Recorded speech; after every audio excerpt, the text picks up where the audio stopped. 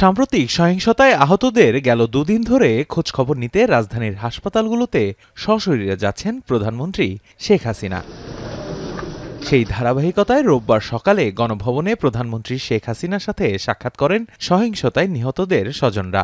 রংপুর বেগম রোকেয়া বিশ্ববিদ্যালয়ের ইংরেজি বিভাগের শিক্ষার্থী আবু সাইদের পরিবারসহ ৩৪ জনের স্বজনরা আসেন প্রধানমন্ত্রীর বাসভবনে। এ সময় নিহতদের স্বজনদের মাঝে আর্থিক সহায়তা ও পারিবারিক সঞ্চয়পত্র তুলে দেন সরকার প্রধান।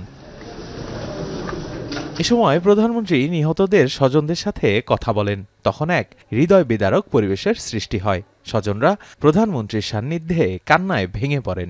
এ সময় সরকার প্রধানকে স্বজনদের সান্ত্বনা দিতে দেখা যায়। বক্তব্যে প্রধানমন্ত্রী বলেন, দেশে একটি মহল বারবার এমন সন্ত্রাসী ঘটনা ঘটায় যা কোনোভাবেই কাম্য নয়।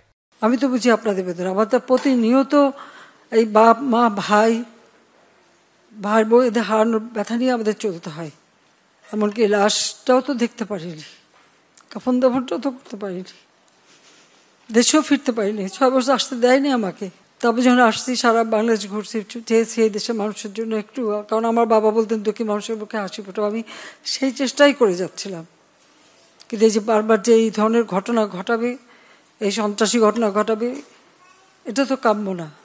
দুর্বৃত্তদের ধরতে নিহতদের পরিবারকে সহযোগিতা করার আহ্বান জানিয়ে সরকার প্রধান বলেন, খুনিদের খুঁজে খুঁজে শাস্তি দেওয়া হবে। আমি আসলে আপনাদেরকে আমি কি বলে সান্ত্বনা দেব?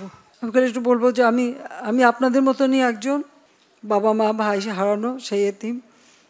কাজে আপনাদের কষ্ট আমি বুঝি, আমি আছি আপনাদের জন্য, আপনাদের পাশে। আর আমার চেষ্টা থাকবে যারা এই খুনের সঙ্গে জড়িত খুঁজে খুঁজে বের করে তারা অবশ্যই যেন শাস্তি পায়, সেটাই আমার প্রচেষ্টা থাকবে, সেটাই আমি করবো। আপনাদেরও সাহায্য চাই। প্রধানমন্ত্রী শেখ হাসিনা নিহত স্বজনদের ধৈর্য ধরার কথা বলেন, দেশ ও দেশের মানুষকে সন্ত্রাসীদের হাত থেকে রক্ষা করবেই তার সরকার। দেবরাজ দেব, এখন, ঢাকা।